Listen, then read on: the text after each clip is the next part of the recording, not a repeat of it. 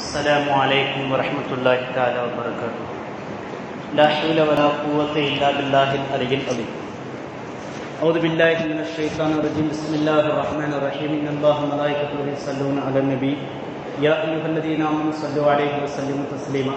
اللهم صل على سيدنا نبينا مولانا محمد صلى الله عليه وسلم وآله وصحبه أجمعين.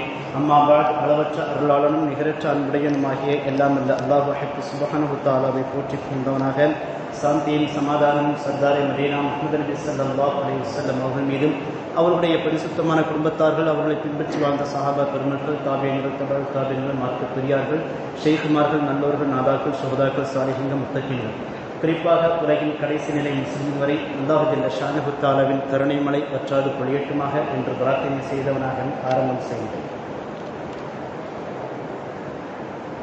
அல் குர்ஆனிலிருந்து 26வது அத்தியாயம் அஷ்-ஷுஅரா கவிஞர்கள் என்று சொல்லக்கூடிய அத்தியாயத்தில் 221வது வசனத்திலிருந்து சில வசனங்கள் இறங்குகின்றன.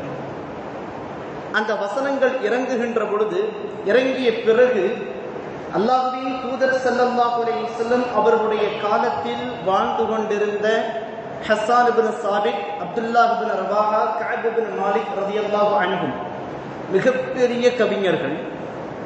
இவர்களெல்லாம் அழுது கொண்டே அல்லாஹ்வின் தூதர் ஸல்லல்லாஹு அலைஹி வஸல்லம் அவரிடத்தில் வருகிறார்கள்.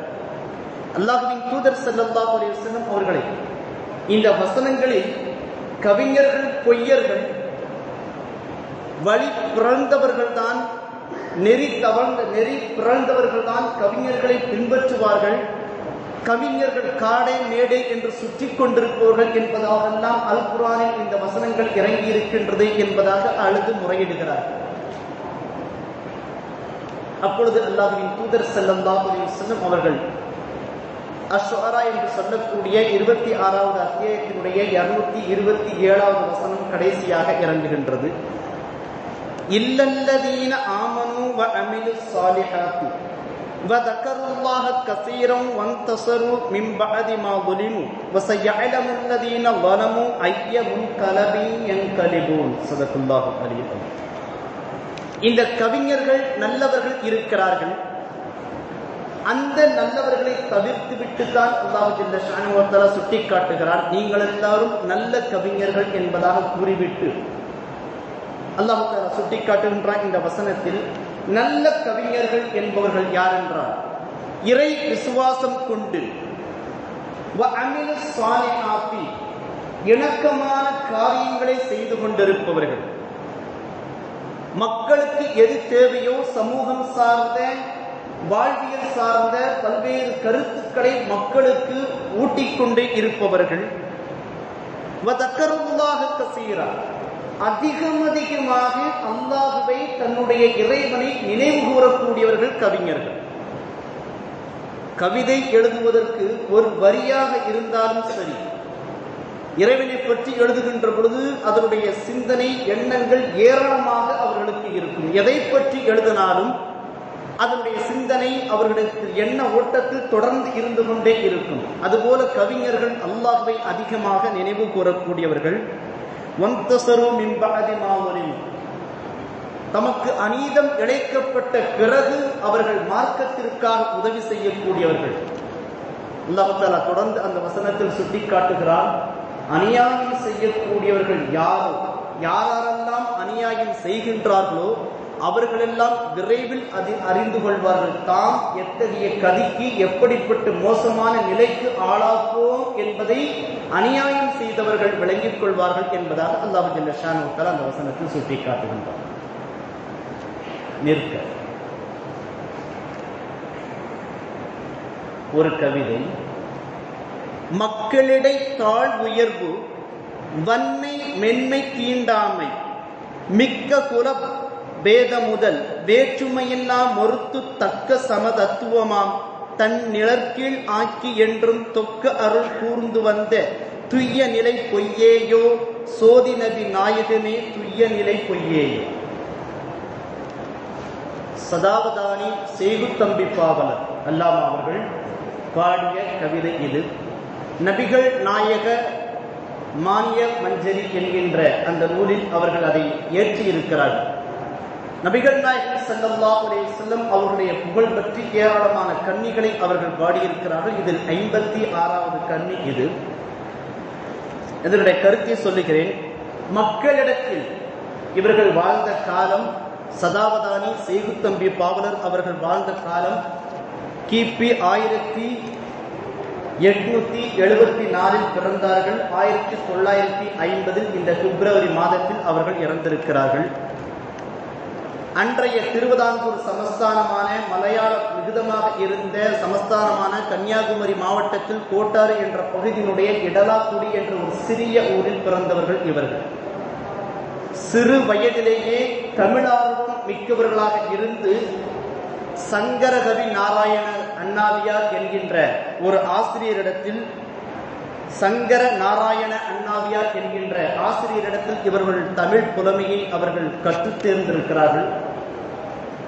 இவர்கள் 21 வயதிற்குள்ளாகவே தன்னுடைய ஆளுமையை, இலக்கிய ஆளுமையையும் மார்க்க பற்றையும் மக்களுக்கு தொடர்ந்து போதித்து வந்தே இருந்திருக்கிறார்கள் என்பதை கவனத்தில் கொள்ள வேண்டும்.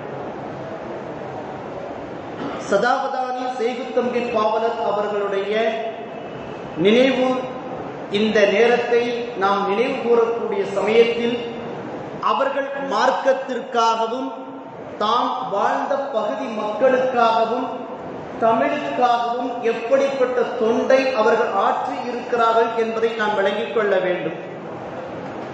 கவிஞர்கள் எப்பொழுதும், நல்ல கவிஞர்கள் எப்பொழுதும் இறை சிந்தனையை மக்கள் மனதில் ஊட்டிக்கொண்டே இருந்திருக்கிறார்கள். கண்மணி நாயகம் ஸல்லல்லாஹு அலைஹி வஸல்லம் அவர்கள் காலம் தொட்டு அதற்கு முன்பதாக. அதே சமயத்தில் தாம் வாழக்கூடிய பகுதிகள், தாம் வாழக்கூடிய மாநிலம், நாடு முழுவதற்குமாக கவிஞர்கள் மக்கள் மத்தியில் எழுச்சி மிக்க உரைகளை கவி நடைகளாக மக்களுக்கு புகட்டிக் கொண்டே இருந்திருக்கிறார்கள். சுதந்திர இந்தியாவில் பேச்சு கலையும் சரி, இந்த கவிதை கலையும் சரி, அன்றைய காலகட்டத்தில் ஆங்கிலேயர் ஆதிக்கத்தில் எந்த அளவிற்கு தாக்கத்தை ஏற்படுத்தியது என்பது 50 வயதை கடந்த படித்தவர்கள் விளங்கிக் கொள்ளக்கூடிய ஒரு மிக முக்கியமான விஷயம். இன்றளவிலும் பாட நூல்களில் அவர்களை பற்றி உண்டான ஏராளமான தகவல்கள் காண கிடைக்கின்றது.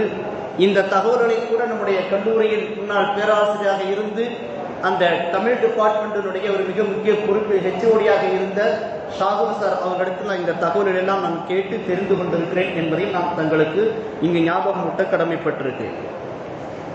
1920வது ஆண்டு வாக்கில் காங்கிரஸ் இயக்கத்தை நாஞ்சில் நாடு என்று சொல்லக்கூடிய அந்த குமரி, நாகர்கோவில் உள்ளிட்ட பகுதிகளில் ஆரம்பித்தார்கள். 1920வது ஆண்டு வாக்கில் காந்தியடிகள் அப்பொழுதுதான் மிக உக்கிரமமாக, அதாவது அமைதி வழியில், அறவழியில் மக்களை ஒன்று திரட்டி கொண்டிருக்கக்கூடிய அந்த சூழ்நிலை. அந்த சமயத்தில் காங்கிரஸ் இயக்கத்தில் இணைந்து கொண்டவர்கள் சதாவதானி செய்குத்தம்பி பாவலர் அவர்கள். இவர்களுடைய தலைமையிலேயே ஏராளமான பொதுக்கூட்டங்கள் நடத்தப்பட்டு கவி நடையிலும் உரை நடையிலும் ஏராளமான விஷயங்களை இவர்கள் மக்கள் மத்தியில் எடுத்து வைத்திருக்கிறார்கள். இவர்கள் மிகப்பெரிய அளவிலாக பெயர் பெற்றது என்று பார்க்கின்ற பொழுது வள்ளலார் அவரை பற்றி நமக்கு நன்றாக தெரியும். அவர் 1870வது ஆண்டு வாக்கில் அவர் மரணத்தை, இவர் பிறந்த வருடத்தில் அவர் மரணித்து விட்டார். அவர் ஒரு சைவம், அதாவது புலால் உண்ணாமை என்கின்ற கொள்கையில் தீர்க்கமாக உள்ளவர். எந்த உயிரையும் கொல்லக்கூடாது என்பதில் குறியாக இருந்தவர்.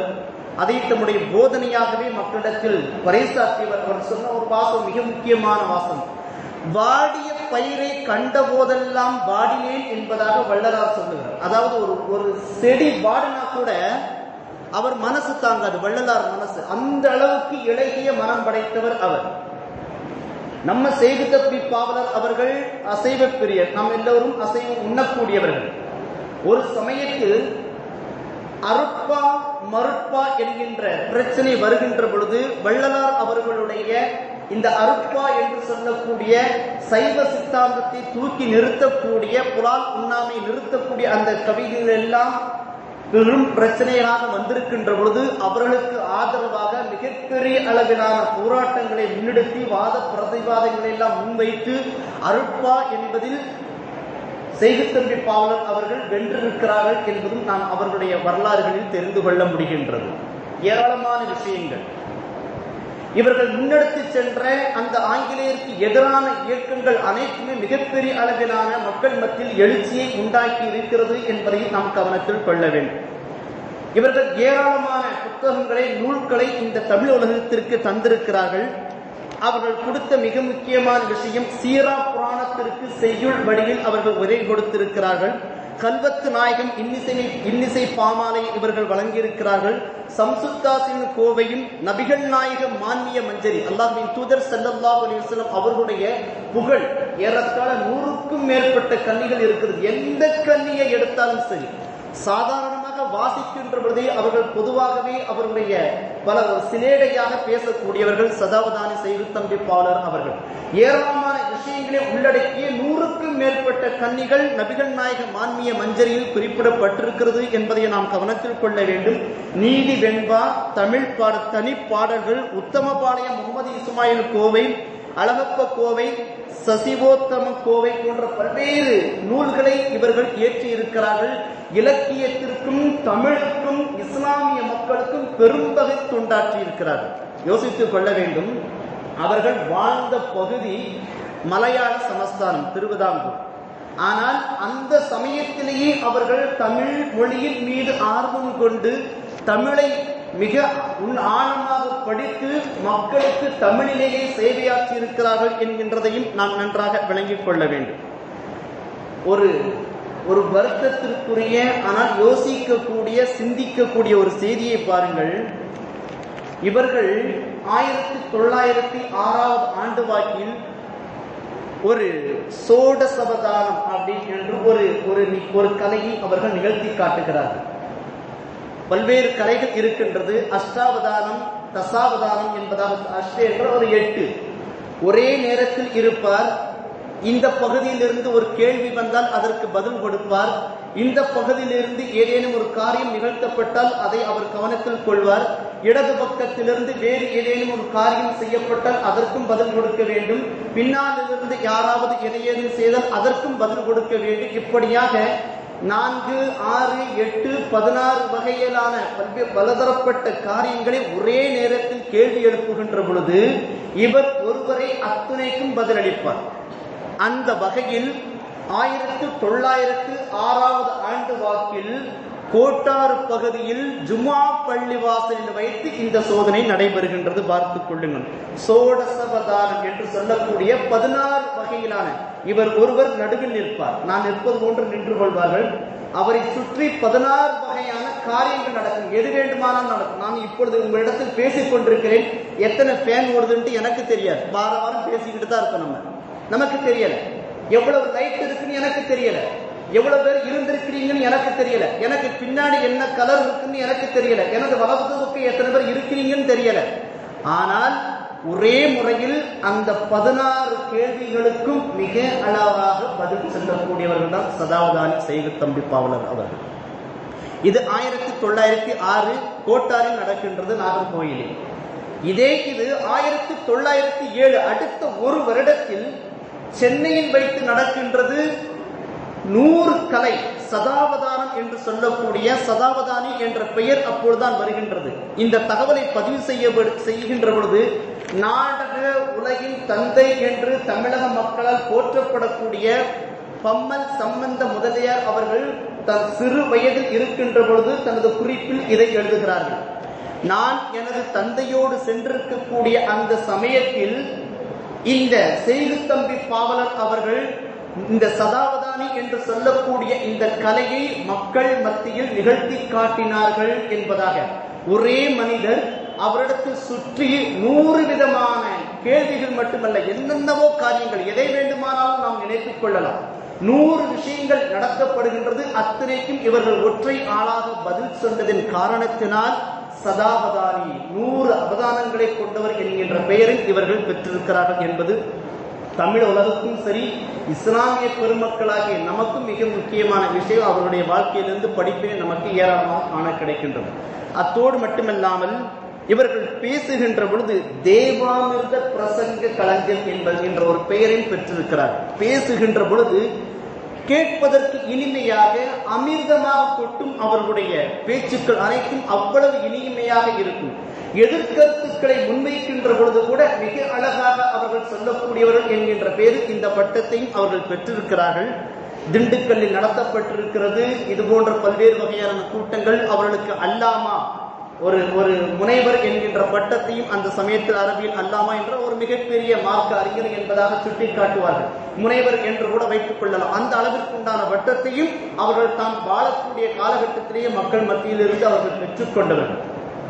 சரி, இவைகள் இத்தனையுமாக தமிழக அரசு, அன்றைய தமிழக அரசு அவர்களுடைய பெயரில் 2008 டிசம்பரில் அவர்களுடைய பெயரில் ஒரு அஞ்சல் தலையும் வைத்திருக்கிறது, வெளியிட்டிருக்கிறது. அத்தோடு மட்டுமல்லாமல் இவர்களுடைய பெயரில் எடலாக்குடியில் அரசினர் மேல்நிலைப் பள்ளிக்கு சதாவதானி செய்து தம்பி பாவலர் மேல்நிலைப் பள்ளி என்கின்ற பெயரும் அங்கு வைக்கப்பட்டிருக்கிறது. தெருக்களுக்கு பாவலர் தெரு என்பதாகவும் பெயர் வைக்கப்பட்டிருக்கிறது. இவர்களுடைய பெயரில் மணிமண்டபமும் இருக்கின்றது, நூலகமும் இருக்கின்றது. ஆக காலம் சென்று விட்ட நம்முடைய முந்தைய தலைமுறையினர்கள், 50-100 ஆண்டுகளுக்கு முந்தைய தலைமுறையினர்கள் மார்க்கத்திற்காகவும் மக்களுக்காகவும் தாம் வாழ்ந்த அந்த மொழிக்காகவும் எந்த அளவிற்கு அவர்கள் தம்முடைய உயிரையும் தம்முடைய ஆற்றலையும் செலவழித்திருக்கிறார்கள் என்பதை நாம் கவனத்தில் கொள்ள வேண்டும். இவ்வளவு ஆற்றலையும் வைத்துக் கொண்டிருந்த அந்த சதாவதானி செய்து தம்பி பாவலர் அவர்கள்தான் தாம் வாழக்கூடிய காலகட்டத்திலேயே ஆங்கிலேயருக்கு எதிரான ஏராளமான செயல்பாடுகளை முன்னிறுத்தி நடத்தியவர். எந்த அளவிற்கு என்றால், இவருடைய இந்த கவிதையினுடைய இந்த நடையை பார்த்து அவர்கள் வாழ்ந்த பகுதியில் இருந்த ஒரு பஸ் அதிபர், பேருந்து அதிபர், இவர் இந்த மாவட்டம் முழுவதும் எங்கு வேண்டுமானாலும் இலவச பயணம் மேற்கொள்ளலாம் என்பதாக கவிதையினுடைய அந்த அதில் லைத்து போய் அந்த இதை கொடுத்திருந்தார். இவர் ஆங்கிலேயருக்கு எதிரான நிலைப்பாட்டை எடுத்து அந்த தகவல் கிடைத்ததும் எடுத்த பிறகு அதை அப்படியே அடியோடு நிறுத்திவிட்டார் அந்த மனிதர். அந்த அளவிற்கு இருந்தாலும் கூட மக்கள் மத்தியில் எழுச்சியை, உணர்ச்சியை, மக்களுக்காக என்ன வேண்டும் என்பதை கேட்டு போராடுவதில் மிகுந்த முக்கியத்துவம் கொண்டவர்கள் தான் சதாவதானி செய்கு தம்பி பாவலர் அவர்கள். அல்லாஹ் அல் குர்ஆனை சுட்டிக்காட்டுகிறார் அல்லவா? அந்த வசனத்தை நாம் ஏற்கனவே படித்தோம் அல்லவா?